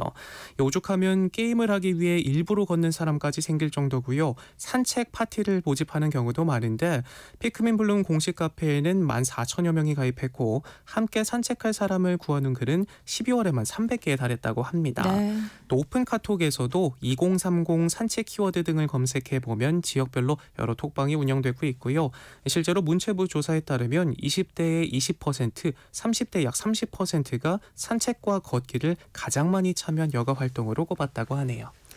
임선우 뉴스캐스터와 함께했습니다. 고맙습니다. 고맙습니다. 내일 점심 메뉴 추천. 귀로 듣는 푸짐한 지식 한 상 어떠세요? 세상의 모든 정보. 아나운서 전주리입니다. 오늘도 참으리는 새기며 육아서를 뒤적이고 계실 이 시대의 엄마 아빠를 위한 시간입니다. 라디오 상담소 우리 아이는 왜 이재현 용인 세브란스 소아청소년과 교수와 함께합니다. 어서 오세요. 안녕하세요. 네, 오늘은 어떤 얘기 준비해 오셨을까요? 그저께 저희 아들이 기침이 너무 심해서 집 근처 소아과에 진료를 받으러 갔는데 일부러 평소에 사람이 별로 없는 병원이고 별로 없는 시간에 방문을 했는데도 대기를 1시간 반, 2시간 넘게 했다고 하더라고요. 네. 지역에 있는 소아과 원장님들 이야기를 들어봐도 그렇고 저희 병원 응급실이나 병실도 그렇고 지금 독감 환자가 정말 많이 증가해서 검사 한번 받아보는 것도 정말 오래 걸린다고 하는데요. 그래서 오늘은 지금 우리나라에 유행 중인 독감, 인플루엔자에 대한 이야기를 해보려고 합니다. 제 주변에 아이들도 독감 걸렸다는 친구들이 많아요. 지금 얼마나 유행하고 있는 거예요? 이번 독감이 예년에 비해서 유행이 늦게 시작하기는 했습니다. 그런데 최근 3, 4주 사이에 환자가 급증하고 있는데요. 11월 초만 해도 인플루엔자 확진 환자가 1000명당 4명 정도로 유지가 되었는데 12월 첫째 주에는 1000명당 7.3명, 그 다음 주에는 13.6명, 그리고 12월 셋째 주에는 1000명당 31.3명으로 발생률 자체가 한 7배 정도 증가했습니다. 그리고 아직 통계에는 나오지 않았지만 12월 마지막 주에는 더 많은 수의 환자가 발생했을 것으로 생각되는데요. 그리고 이렇게 환자 수가 증가하는 것뿐만이 아니고요. 인플루엔자 검사를 직접 했을 때 이게 인플루엔자로 진단이 될 확률도 이제 통계로 나오는데 이 인플루엔자로 진단될 확률이 11월 중순에는 1.4% 정도였다고 하면 12월에 들어서는 15%가 넘어가고 있거든요. 그리고 특히 소아는 12월 15일부터 21일까지 12월 셋째 주 통계에서는 전체 호흡기 바이러스 검사를 한 환자들 중에 무려 29%가 인플루엔자로 진단이 되고 있습니다. 이게 전체 호흡기 바이러스 질환 중에 가장 많은 수가 네. 지금 인플루엔자로 나오고 있는 건데요. 이렇게 인플루엔자가 지금 유행을 하고 있기 때문에 주의가 필요한 상황이다라고 말씀을 드릴 수 있겠습니다.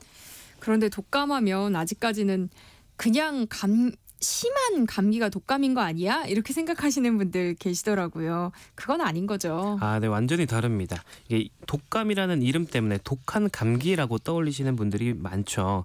그런데 사실 이 두 감기와 독감은 완전히 다른 질환인데요. 근데 물론 겉으로 보이는 증상이 열이 나고 기침, 가래 등의 호흡기 증상이 나타난다는 점에서 독감과 감기가 비슷한 면이 있기는 합니다. 그리고 독감의 경우 그 증상이 일반적으로 감기보다 더 심한 건 또 맞거든요. 네. 그래서 독감은 독한 감기다 이런 잘못된 인식이 계속 자리 잡고 있는 것 같은데요. 근데 독감과 감기는 질병을 일으키는 원인 바이러스가 다르기 때문에 완전히 다른 질환으로 생각하셔야 됩니다. 일반적으로 감기라고 하면 라이노바이러스나 이런 여러 가지 바이러스들이 원인이 되는 급성 상기도 감염병이지만 독감은 인플루엔자 바이러스에 의한 질환입니다. 그래서 이 인플루엔자 바이러스라는 게 임상적인 측면이나 예방과 치료 측면에서 다른 감기 바이러스들과 차이가 있기 때문에 독감과 감기는 완벽히 구분이 되어야 되는 겁니다.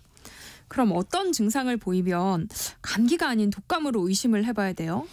독감은 보통 일반적인 감기보다 증상이 심한 경향이 있기 때문에 지금과 같이 독감이 유행하는 시기에 39도 이상의 발열이 있으면서 기침, 가래 등의 호흡기 증상이 있고 근육통이나 관절통 같은 몸살 증상을 보이면 의심할 수 있습니다. 소아의 경우에는 이러한 증상 이외에도 물론 어른들도 마찬가지지만요. 구역 구토와 같은 소화기 증상이 나타날 수 있거든요. 네. 그래서 이런 소화기 증상이 동반된다라는 특징이 있고요. 그런데 문제는 질병의 초기이거나 아니면 독감이 가볍게 넘어가는 경우에는 증상만으로 일반 감기와 독감을 구분하기 어려울 수 있습니다.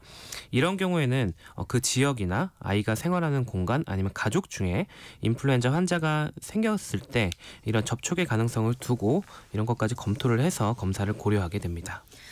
인플루엔자 바이러스는 A형, B형, C형으로 나뉘더라고요. 이게 어떤 차이가 있어요? 바이러스들은 워낙 변종이 많이 생기잖아요. 코로나19 바이러스도 우리가 뉴스에서 막 계속 변종이 생긴다는 걸 들어왔었는데요. 네. 인플루엔자 바이러스도 마찬가지여서 크게 A형, B형, C형으로 나눠놓고 있는데요. 이게 감염이 이 바이러스 종류에 따라서 감염이 되었을 때 증상이 얼마나 세냐, 그리고 얼마나 많은 사람이나 동물을 같이 감염시키느냐, 이런 것들로 구분을 하는 차이점이 있습니다. 이 중 A형은 걸렸을 때 증상이 A, B, C형 중에 가장 심하게 나타날 수 있고요. 그리고 인간과 동물이 함께 걸릴 수가 있습니다. 네. 그리고 B형 같은 경우는 A형과 증상은 비슷하지만 중증도가 비교적 A형보다 낮고 보통 인간이 가장 많이 걸리고요. 그 C형 같은 경우는 증상이 가장 약하고 인간만 감염시키기 때문에 별로 걱정하는 타입은 아닙니다. 조금 더 자세히 설명을 드려보면요. A형 인플루엔자는 뉴스에서 가장 자주 나오는 바이러스예요. 네. 보통은 계절에 따른 유행을 하지만 인간과 동물이 함께 걸릴 수 있다고 말씀드렸잖아요. 그래서 조류 독감 바이러스로 이 A형 인플루엔자 바이러스가 뉴스에서 언급이 많이 됩니다. 네. 그리고 이게 변이도 또 많이 일어나요. 그래서 A형 안에서도 여러 가지 A형들이 있거든요. 그래서 이 A형들을 이렇게 이름 붙이는 게 H1N1 바이러스, H3N2 바이러스와 같이 이런 이름들 뉴스에서 많이 들어보셨을 겁니다. 그래서 이 조류 독감도 이 A형 인플루엔자고 이런 여러 가지 A형들이 있어서 이런 이상한 이름들도 뉴스에서 한 번쯤은 들어보신 적이 있을 겁니다. 근데 이제 증상이 가장 심한데 이렇게 여러 가지 A형도 생기고 동물로부터도 전파될 수 있고 이런 점에서 가장 지독하다는 특징이 있고요. B형 인플루엔자도 계절에 따라서 유행을 기본적으로 합니다. 그래서 주의해야 되는 질환이고, 근데 변이는 A형처럼 A형이 많지는 않고요. 빅토리아 계통과 야마가타 계통 이런 두 가지 계통으로 나뉜다 이런 특징이 있고, 근데 이제 A형과 B형 인플루엔자가 모두 증상은 심한 편이긴 하고 계절 유행을 하기 때문에 매년 가을과 겨울에 접종하는 인플루엔자 백신에 이 A형과 B형이 포함되어 있습니다. 근데 C형 같은 경우는 1년 중에 산발적으로 좀 발생을 하고요. 증상도 약해서 백신을 따로 맞지는 않습니다. 감기는 특별한 치료 없이 저절로 낫는 경우도 많잖아요. 독감은 어때요? 인플루엔자, 독감은 실제로 증상이 더 심한 경우가 많고 나이가 어린 환자나 성인 중 고위험군의 경우에는 중증 폐렴과 같은 심각한 질환으로 진행하는 경우가 있습니다. 네. 그래서 치료가 중요한데요. 다행히 치료약이 개발되어 있습니다. 근데 감기는 치료약이 없죠. 그런데 인플루엔자는 치료약이 있다는 점에서 차이점이 있는데요. 인플루엔자 치료제는 크게 먹는 약하고 주사약이 있는데 먹는 약 중에 가장 흔히 많이 처방되는 약은 오셀타미비르 성분의 약이고 자나미비르라는 성분의 약도 우리나라에서 처방이 가능하긴 합니다. 대부분 오셀타미비르 성분의 약을 처방을 하게 되고요. 네. 그리고 먹는 약들은 나이와 기저질환에 따라서 급여 처방도 가능한데 이 급여 처방이 되니까 가격이 저렴해서 치료에 가장 흔히 활용이 되는 약이고요. 주사약은 페라미비르 성분의 주사제가 있고 근데 이건 급여 처방이 되지 않기 때문에 가격이 조금 비싸지만 한 번만 맞으면 되기 때문에 치료가 편하다라는 장점이 있습니다. 그런데 인플루엔자 치료에서 주의해야 할 점이 몇 가지 있는데요. 우선 처음 증상이 생긴 뒤에 치료를 일찍 시작할수록 치료제의 효과가 좋다는 겁니다. 이 바이러스가 이미 이게 몸에 들어오고 나서 시간이 많이 지나면 전신에 다 퍼져버려서 치료제를 복용해도 그 효과가 적을 수가 있어요. 이 때문에 치료제의 경우 급여 기준을 보면 처음 증상이 생기고 48시간 내에 처방이 되어야 급여 인정이 됩니다. 네. 그게 이제 48시간 내에 치료 시작을 해야 치료제의 효과가 크다라는 그런 연구 결과들도 있고요. 그래서 의심이 되는 경우에 빨리 진단을 받고 치료를 시작하는 것이 중요하고요. 근데 문제는 소아의 경우 경구약을 복용했을 때 약 자체의 부작용으로 구역구토가 나타날 수 있어요. 그래서 이 점을 알고 복용해야 되는데 네. 앞서서 인플루엔자 자체의 증상 중에서도 구역구토가 있다고 말씀을 드렸잖아요. 그래서 아이들이 치료제 먹는 걸 굉장히 힘들어하는 경우가 있습니다. 먹고 막 토하는 경우도 네. 많고요. 그래서 이 점은 조금 알고 계셔야 되지만 보통 약 복용 시작하는 첫째 날과 둘째 날에 가장 이런 부작용이 많고 셋째 날을 넘어가면 좀 좋아진다라는 걸 기억하시는 것 좋겠습니다. 그리고 몇 년 전에 우리나라와 일본, 미국에서는 청소년 환자들이 인플루엔자 치료제를 복용하고 나서 경련이나 선망 같은 신경정신계 이상 반응이 나타나서 집에서 추락하는 그 사고들도 발생해서 네. 논란이 되었어요. 그래서 뭐 이런 연구들이 많이 이루어졌는데 이게 이런 이상 반응들이 약 때문에 생긴 거냐라는 거는 명확한 연관관계는 없다라고 결론은 나긴 했습니다. 이게 왜 그러냐면 약을 복용한 사람과 복용하지 않은 사람들 중에서 이런 뭐 추락사고나 이런 사고가 나타나는 극단적인 사고가 나타나는 비율이 크게 상관이 없는 거예요. 그래서 이게 사실은 약 때문이 아니고 뭐 단순히 독감에 걸려서 아파서 그럴 수도 있고 그런 여러 가지 원인이 있을 수 있기 때문에 이게 연관관계는 명확하지는 않지만 그래도 사고가 발생한 적이 있기 때문에 인플루엔자 치료제를 복용한 소아청소년 환자의 경우에는 보호자가 최소 이틀은 잘 관찰을 할 것을 권고하고 있다는 점도 알아두시면 좋을 것 같습니다. 그런데 이게 인과관계가 명확하지 않고요. 굉장히 드물게 나타나는 부작용이기 때문에 이런 이상 반응 때문에 독감의 치료를 너무 겁내거나 미루지는 마시기 바랍니다. 치료하면서 하루 이틀 이제 부모가 좀 더 자세히 보는 게 중요하겠죠. 네. 근데 아이들은 또 아프면 입맛이 없어서 밥을 잘 안 먹기도 하잖아요. 보호자 입장에서는 아이가 공복이라도 약을 먹여야 하는 건지 아니면 좀 약을 건너뛰어야 될지 사실 고민이 되거든요. 이럴 때는 어떻게 하는 게 좋아요? 이 인플루엔자 치료제가 사실은 밥이랑 같이 먹었을 때 구토 증상이 조금 덜하다는 그런 네. 이야기는 있는데요. 그래도 공복이라도 사실은 잘 복용을 해야 됩니다. 그리고 보통 우리가 식후 30분에 약을 복용하라는 안내를 받잖아요. 네, 이런 약들 중에는 정말 식후에 먹어야 속이 쓰리지 않는다라는 약들도 있기는 하지만 사실 대부분의 약들은 속이 쓰려서 그렇게 먹는 것보다는 규칙적인 시간에 복용하라고 이렇게 안내를 드리는 경우가 많습니다. 그래서 이제 인플루엔자 치료제도 보통 식후 30분에 복용하라고 약국에서 받을 텐데 아이가 밥을 안 먹더라도 규칙적으로 그냥 복용을 하는 게 더 좋고요. 그런데 아이들이 고열이 나면 안 그래도 입맛도 없고 독감 증상으로 속이 안 좋을 수도 있고 약의 부작용으로 또 속이 안 좋을 수도 있잖아요. 이럴 때 아이가 힘들어하니까 약과 밥을 굶기자라고 생각하는 건 오히려 질병을 악화시킬 수가 있습니다. 일단 바이러스를 빨리 없애줘야 아이의 증상이 좋아지니까 치료를 더 미루는 것은 옳지 않고요. 그리고 아이들이 열이 나고 이제 힘들어할 때 열이 나는 것 자체보다 더 무서운 것이 바로 탈수거든요. 그래서 아이가 먹기 싫어한다고 그냥 굶기면 아이의 상태를 더 악화시킬 수 있어서 위험할 수 있고 그렇기 때문에 아이가 밥을 잘 안 먹는다면 물이나 아이가 좋아하는 주스, 음료수라도 네. 먹여주시고요. 그리고 밥도 이제 거친 재질의 밥이나 반찬 이런 음식들보다는 부드러운 죽 종류가 좋습니다. 죽을 먹이면 또 좋은 게 죽 자체에 수분이 많이 들어있어요. 그래서 물을 많이 먹지 못하는 아이라도 죽을 먹으면서 수분 보충을 할 수 있다는 장점도 있고요. 그리고 과일을 좋아하는 아이라면 아이가 잘 먹는다면 과일을 잘 챙겨주시는 것도 도움이 되겠습니다. 그런데 이렇게 해도 아이가 너무 먹지 않고 소변도 잘 안 보고 몸이 축 처지는 탈수 증상이 있다면 입원 치료가 필요할 수 있으니까요. 얼른 진료를 보시는 것이 좋겠습니다. 앞서서 약 복용 부작용으로 구역 구토를 할 수 있다고 하셨잖아요. 근데 약 복용 후에 얼마 지나지 않아서 아이가 구토를 했을 때 그럴 때 가끔 저는 다시 약을 먹여야 되는지 아니면 약을 먹은 걸로 쳐야 하는지 좀 헷갈릴 때가 있어요. 맞습니다. 이거 되게 헷갈리는데요. 딱 30분 이 기준만 생각하시면 됩니다. 네. 약을 복용하고 나서 30분 이상 지난 경우 구토를 하면 약의 성분이 웬만큼 흡수됐겠구나 저희가 생각을 해서 굳이 다시 먹이진 않고요. 약을 먹자마자 30분도 안 돼서 바로 토하는 경우에는 약을 다시 먹여야 될 수 있습니다. 그런데 이게 보통 저희가 그 인플루엔자 치료제는 먹는 약 기준으로 5일 처방을 하거든요. 그럼 토했을 때 다시 먹이고 이렇게 하다 보면 약이 모자랄 수 있어요. 네. 그러면 약이 모자라니까 뭐 약을 더 못 받는 건 아니고요. 아이들 같은 경우는 구토하는 경우 약을 추가로 처방을 받을 수 있기 때문에 약이 모자란 경우에는 병원에 방문해서 더 처방을 받으시기 바라겠습니다. 그리고 앞서서 영유아가 독감에 걸렸을 때 제때 치료하지 않으면 합병증으로 이어질 수 있다고 하셨어요. 네, 맞습니다. 영유아나 면역 저하자의 경우에는 그냥 독감이 심한 감기 증상으로 끝나지 않은 경우도 많습니다. 심한 폐렴과 급성 호흡곤란 증후군이 발생해서 실제로 생명을 위협하기도 하고요. 또 무서운 게 인플루엔자 바이러스가 뇌를 감염시켜서 인플루엔자 뇌염이 발생하는 경우가 있습니다. 네. 이게 되게 드문 경우긴 하지만요. 이 인플루엔자 뇌염에 걸린 경우에 의식이 저하되고 경련 등의 증상을 보이게 되는데 이게 치료 후에도 뇌 손상으로 인한 후유증이 남을 수가 있고 생명이 위독해질 수 있어서 주의가 필요합니다.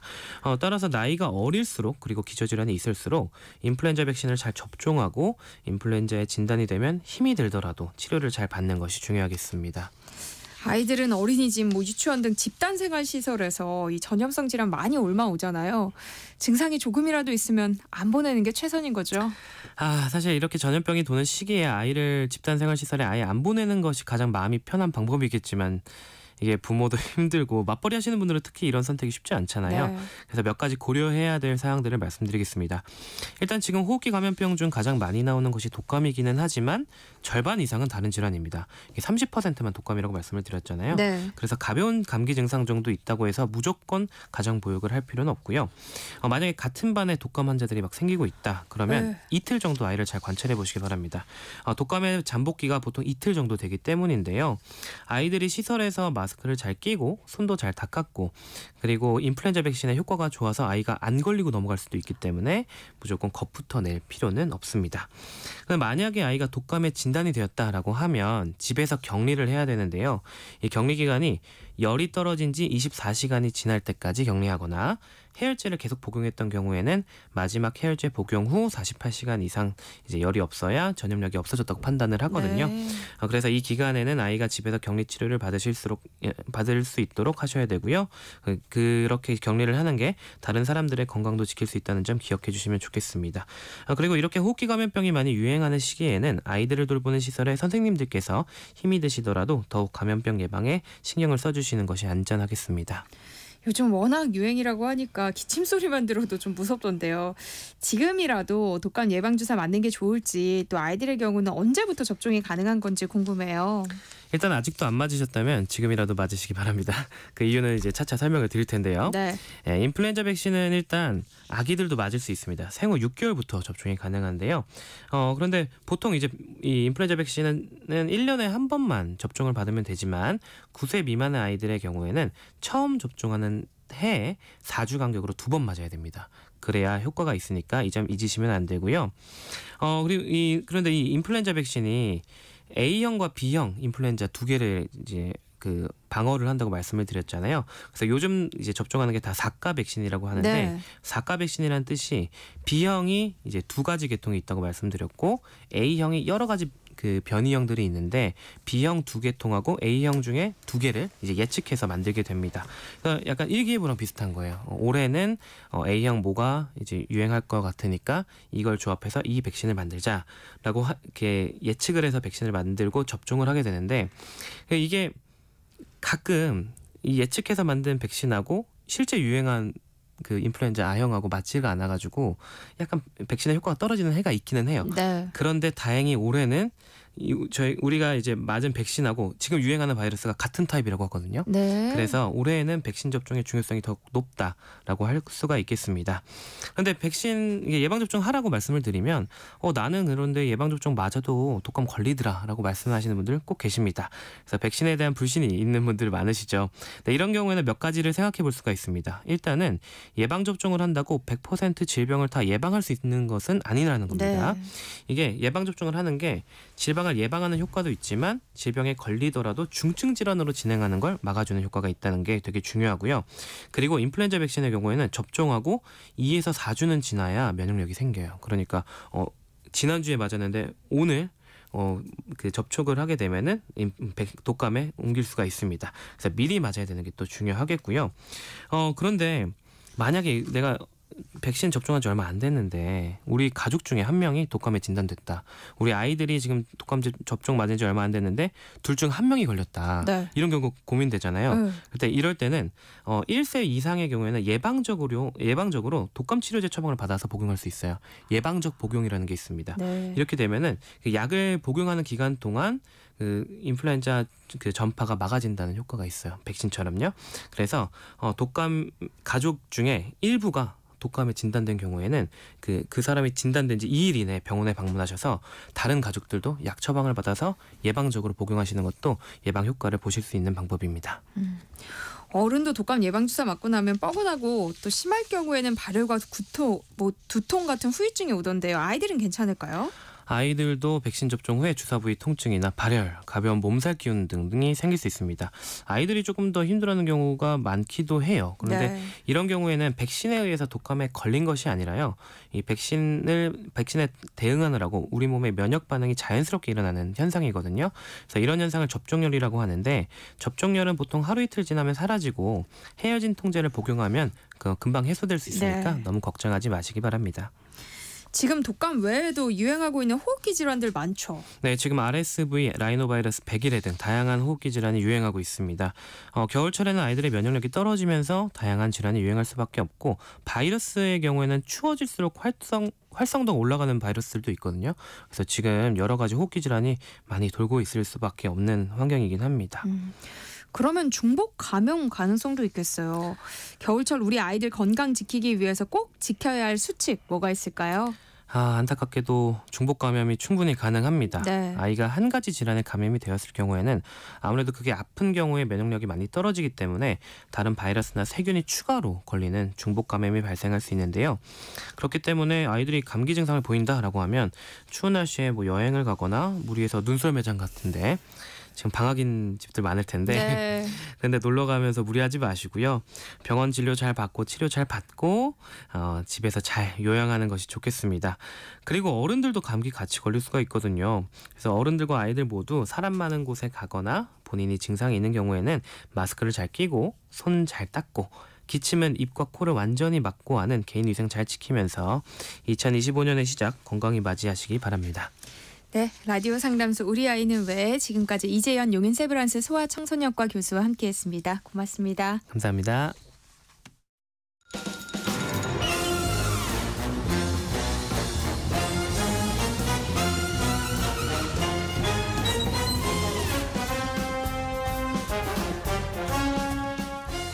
목요일은 공연을 소개하는 시간입니다. 라디오 객석일열 목공소 공연 제작사랑 안영수 대표님과 함께합니다. 어서 오세요. 예, 안녕하십니까. 목공소 사장 안영수 인사드리겠습니다. 네, 오늘은 어떤 공연을 소개해 주시나요? 예, 오늘 소개해드릴 작품이 2025년에 이제 처음 소개해드리는 작품이 될 텐데 현재 하고 있는 공연 중에서 개인적으로 제가 지금 제일 좋아하는 작품 하나 갖고 왔습니다. 그 뮤지컬 시라노라는 작품이거든요. 네. 영화 시라노 연애 조작단인데 그 시라노예요? 예, 맞습니다. 그 시라노 연애 조작단이라는 영화의 시라노가 그 프랑스 희곡의 인물 시라노를 모티브로 한 작품이니까 말씀하신 그 시라노 맞습니다. 예. 네. 뮤지컬이 있는지 몰랐어요. 그러니까요. 그게 현재 예술의 전당에서 공연 중이고 사실 국내에서 3번째 시즌이거든요. 그 전에 많이 알려지지 못했다가 지금은 굉장히 잘 되고 있죠. 예. 앞서서 제일 좋아하는 작품이라고 얘기해 주셨잖아요. 네네네. 특별한 이유가 있을까요? 예, 제가 제일 좋아하는 작품들 중에 하나이긴 한데 현재 하고 있는 작품들 중에서는 이제 개인적인 사연이 좀 있어갖고 그렇게 좀 소개해드렸어요. 예. 개인적인 사연이라면 뭐 어떤 거예요? 다름이 아니라 그 말씀드렸듯이 이 작품이 이번 시즌에 그 국내에서 3번째 하는 시즌이거든요. 근데 이게 2017년에 지금은 이제 없어졌죠. 역삼동에 있는 LG 아트센터에서 초연을 했고 2019년도에 강남에 있는 BBC 광림 아트센터에서 재연 공연을 했는데 제가 그 재연 때 이 작품의 마케팅에 좀 참여했었습니다. 근데 그때 생각보다 매출이 그렇게 좋지가 않았었어요. 네. 흥행이 잘 안 됐는데 그래서 이제 마케팅 맡고 있는 입장에서 뭐라도 해야 되는데 뭐 대단한 아이디어가 떠오르지도 않고 그래서 그 안 되는 공연은 뭘 해도 안 된다 막 이런 생각만 자꾸 들고 그래갖고 좀 어려운 상황이었었습니다 그때. 좀 힘들었어서 기억에 남는 그런 공연인 거네요. 그렇죠. 힘들었었던 건 사실인데 이제 기억에 남는 부분은 힘들었기 때문에 잊기 힘든 추억들이 생기게 된 거거든요. 그러니까 추억이 이제 미화가 된 걸 수도 있지만. 예.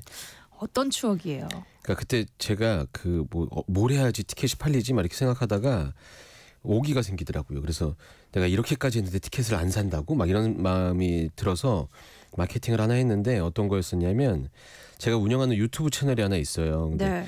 거기서 24시간 동안 라이브로 얼마까지 판매를 도전한다 뭐 이렇게 해서 방송을 했던 적이 있었습니다. 네. 24시간이요? 네. 그러면 잠도 안 자고 하루 종일 방송하신 거예요? 네, 잠도 안 자거나 또는 잠자는 것까지 보여주는 방송이 되어야 되는 건데 그렇게 했어요. 그러니까 좀 설명해 드리면 금요일 날 저녁에 공연이 종료된 시점 대충 한 밤 10시 정도 되거든요. 네.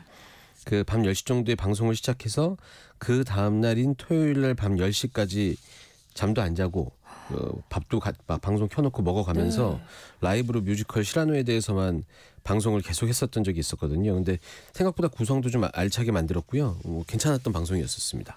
체력적으로 너무 힘드셨을 것 같아요. 네. 방송 구성은 어떻게 하셨어요? 네, 저도 24시간 동안 어떻게 방송을 하지라고 생각했었는데 네. 생각보다는 할 게 많더라고요. 간단히 좀 그때 추억을 말씀드리자면 금요일 밤에 방송 이제 시작했을 때 공연 끝나고 나서 시작했을 때는 방금 공연 끝낸 배우들이 이제 퇴근하면서 나오잖아요. 네. 이 배우들과 함께 인터뷰를 하면서 이제 시간을 좀 보내고요. 그 이후에 사무실이 근처에 있어갖고 사무실로 들어가서 다른 배우들과 제 전화 연결하면서 인터뷰를 좀 하고 좀 이제 새벽 시간이 되고 나니까는 이제 그 다음에 새로 나오는 프로그램 책자가 있었어요. 그 책자를 미리 선 공개를 하면서 이제 책자에 나오는 사진 같은 거 보여드리면서 책자 구성 같은 거 소개하고 그다음에 아주 늦은 이제 새벽에는 시라노 원작 책, 그러니까 방송 보시면서 피곤하실 테니까 책 읽어드리면 뭐 주무실 수도 있고 뭐 네. 분위기도 괜찮아지니까 그렇게 원작 책을 읽어드렸습니다. 책 읽어드리고 나니까 또 금방 아침이더라고요. 그래서 근처에 있는 그 24시간 순댓국집에서 그 밥 먹으면서 시라노를 제가 왜 좋아하는지 말씀을 드리고 그리고 이제 공연장으로 또 출발을 했습니다. 그런 다음에 이제 토요일 날 낮 공연을 하는 배우들이 이제 한 오전 11시부터 막 출근하거든요. 출근하는 출근길 방송을 좀 하고 그리고 배우들이 분장하는 모습을 보여줬는데 이 시라노 공연에서 그 주요한 분장 중에 하나가 시라노 주인공 맡은 배우가 코가 크거든요. 그 분장이 좀 특별해요. 그래서 그 분장하는 모습을 좀 보여주면서 방송을 진행했었고 그다음에 이제 공연 시작 전에 무대 위에서 배우들이 몸 푸는 거 이런 거 자연스러운 모습이니까 그런 거 이제 보여드리면서 인터뷰하고 낮 공연이 시작된 뒤에는 낮 공연이 이제 공연장에서 시작이 된 다음에 저녁 공연에 저희가 몇몇 배우들을 초대했었어요. 초연 때 참여했던 배우들도 초대하고 이렇게 그 초대한 배우들한테 조금 빨리 와달라고 얘기해서 그 초대했던 배우들과 스텝 몇 명 그리고 저까지 포함해서 모여갖고 공연 대본 갖고 분장실 한쪽 구석에서 저희들끼리 리딩으로 공연을 하면서 왜 이제 대본 읽어가면서 연기해가면서 그렇게 하는 저희들 좀 아마추어의 리딩 공연을 또 보여드리고 이제 그리고 나서 저녁 시간 때는 저녁 먹으면서 배우들이랑 또 인터뷰하고 저녁 공연 시작된 다음에는 연출을 또 불러서 연출과 그 공연장 모니터가 있거든요. 공연하고 있는 화면이 송출되는 그 모니터 보면서 공연에 대한 장면에 대한 이제 설명하면서 이야기하고 그러니까 저녁 공연 끝나고 24시간이 그렇게 마무리가 되더라고요. 네. 방송 구성은 너무 좋은데요. 네. 체력적으로 힘드시지 않으셨어요? 근데 그 목표가 있으니까요. 얼마가 판매됐다 이런 거 보고 있으니까는 조금 더 노력해야지 뭐 이러면서 그럼 하게 목표 되더라고요. 달성하신 거예요? 마지막에 거의 이제 24시간 거의 다 돼갈 무렵에 가까스로 달성이 되면서 생각보다 처음에는 이거 되면 되는 거고 뭐 안 되면 뭐 그래도 어느 정도 팔렸으니까 이렇게 생각할 수 있었는데 막상 되니까는 성취감이 꽤 크더라고요. 그래서 좀 뿌듯했던 기억이 나고 그 뿌듯했던 개인적인 기억보다는 그렇게 한번 하고 나니까 공연계에서 대단한 마케팅을 했다 이렇게 좀 소문이 나서 칭찬도 많이 받았습니다. 근데 안타까웠던 건 그렇게 했음에도 불구하고 이 공연이 그때 이제 흥행이 잘 안 되고 있었던 분위기를 확 역전시켜서 갑자기 이제 대단하게 흥행이 될 수 있게 만들어내는 결과까지는 못했죠. 그래도 네. 대표님의 열정이 정말 대단하네요. 네, 근데 뭐 무의미한 시간은 아니었던 것 같아요. 그 이제 24시간 방송이 다 끝난 다음에 약간 확신 같은 게 들었는데 그래서 이제 당시 제작사였던 지금도 제작사는 CJ인데 이 제작사분들한테 그런 얘기 했었거든요. 이게 다음 시즌이 이제 세 번째 시즌이 만약에 당시에 온다면 분명히 잘 될 수 있을 만한 인프라 서사가 생겼다 이렇게 생각이 들어서 그런 말씀을 좀 드렸던 적이 있었고 그리고 이제 무엇보다 중요했던 건 이렇게 이제 홍보했었던 저의 그 2019년도에 제 행위가 이제 저한테는 시라노라는 작품을 어디 가서 소개할 때 소개하는 방법 중에 사연 중에 하나가 될 수 있게 된 거거든요. 그래서 오늘 이 자리에서 지금도 그렇죠. 네, 이렇게 말씀을 드릴 수 있게 된 거고 그리고 이제 이 시라노라는 뮤지컬의 내용이 이제 가만히 들여다보면 이 뭔가 하염없이 자기의 마음을 숨기면서 기다리는 어떤 영웅으로 보이지만 마음은 굉장히 여린 사람의 이야기거든요. 이 시라노의 캐릭터가 좀 저 혼자 빙의하자면 마치 언젠가는 이 작품을 알아주실 관객들이 반드시 계실 거다라고 확신하면서 막연히 이제 기다리고 있는 제작사의 어떤 그런 마음 이런 것 같다는 생각이 좀 들어서 그래서 좀 더 작품을 좋아하게 됐나 봐요. 네. 그래서 뭐 결국 2019년에 재연 이후에 빨리 공연이 되어지지 않았고 한참 지난 다음 5년 만인 2024년에 얼마 전에 이제 시라노가 돌아왔고 지금 2025년이죠. 그러니까 작년 연말에 시작했습니다. 그래서 이 작품을 기다렸던 사람들에게 뭔가 기다림에 대한 답변을 듣게 된 것 같은 마음으로 이 관객분들이 굉장히 크게 성원해 주셨거든요. 결과적으로 그래서 지금은 거의 뭐 지난 연말에는 연일 매진이었고 비슷한 매진 또는 매진 몇 장 안 남은 이런 매진의 분위기로 굉장히 잘 되고 있는 중입니다. 0184님이 네. 그때는 그래도 나이 때문에 열정이 넘치셨는데 지금 또 하라면 가능하신가요? 하셨어요. 예, 뭐 대가가 있으면은 할 텐데 마케팅을 저한테 안 맡겨져갖고 다음에 또 이런 기회가 있으면 근데 이런 마케팅 방법이 필요하다고 하면 네. 공연 홍보하기 위해서는 이 공연 잘 모르시잖아요. 많은 분들이 아시는 분들만 아시고, 그러니까 좀 오랜 시간이든 아니면은 좀 많은 분들이 보고 계신 어떤 곳에 가서 이렇게 공연을 소개하는 건 꾸준히 하고 싶고요. 그 24시간 라이브 방송했었던 것만큼 사실 저는 목요일 날 이 세상의 모든 정보에 와서 공연 소개해드리는 게 공연 잘 거리감 있게 느껴지신 분들한테 그래도 제목이라도 한 번 더 들려드릴 수 있으니까 그런 마음으로 하고 있는 거니까요. 뭐, 네. 네. 아니 뮤지컬 시라노 어떤 작품일지 궁금해하실 것 같아요. 네. 줄거리를 좀 소개해 주세요. 예, 줄거리 아시는 분들 굉장히 많으실 겁니다. 뭐 그 실제로 이 뮤지컬 시라노 이 내용 가지고 영화도 개봉이 됐었고요. 뭐 책도 좋아하시는 분들은 많이 아실 테니까. 그래도 간단하게 소개를 해드리자면 영국에 햄릿이 있다. 그리고 뭐 스페인에는 돈키호테가 있다. 이렇다면은 프랑스에는 바로 시라노가 있다. 이렇게 생각하시면 될 것 같습니다. 영웅의 이야기면서 동시에 사랑의 이야기고 그리고 아픈 전쟁의 이야기이기도 한 그런 작품입니다. 자, 간단히 말씀드리면 뮤지컬 시라노는 이 부분은 좀 하나 말씀드리고 가고 싶은데 프랑스 극작가 에드몽 로스탕의 희곡 시라노 드 벨주락이라는 작품을 원작으로 각색한 작품이고요.